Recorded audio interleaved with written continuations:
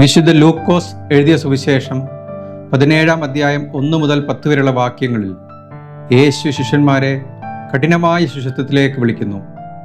തെറ്റുകൾ ഉണ്ടാവുമെങ്കിലും പശ്ചാത്തപിക്കുന്നവനോട് 7 പ്രാവശ്യം ക്ഷമിക്കുവീൻ എന്നാണ് അവൻ്റെ ആജ്ഞ. ക്ഷമ വികാരമല്ല, ദൈവത്തിൻ്റെ കൽപ്പനയാണ്. ഇത് കേട്ട ശിഷ്യന്മാർ പറയുന്നു, ഞങ്ങളുടെ വിശ്വാസം വർദ്ധിപ്പിക്കണമേ.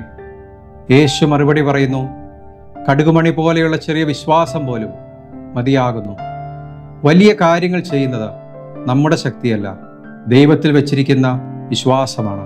അവസാനം യേശു നമ്മെ വിനയത്തിലേക്ക് നയിക്കുന്നു. നാം ചെയ്യേണ്ടതെല്ലാം ചെയ്തു കഴിഞ്ഞാലും നാം പ്രയോജനമില്ലാത്ത ദാസന്മാരാണ് എന്ന് പറയണം. വലിയ നോമ്പ് അഹങ്കാരം ഉപേക്ഷിച്ച് ക്ഷമയിലും സേവനത്തിലും ജീവിക്കുന്ന കാലമാണ്. ഈ വലിയ നോമ്പിൽ ചെറിയ വിശ്വാസത്തോടെയും വലിയ ക്ഷമയോടെയും വിനയപൂർണമായ സേവകരായി ജീവിക്കാം. അതാണ് ക്രിസ്തുവിൻ്റെ വഴി.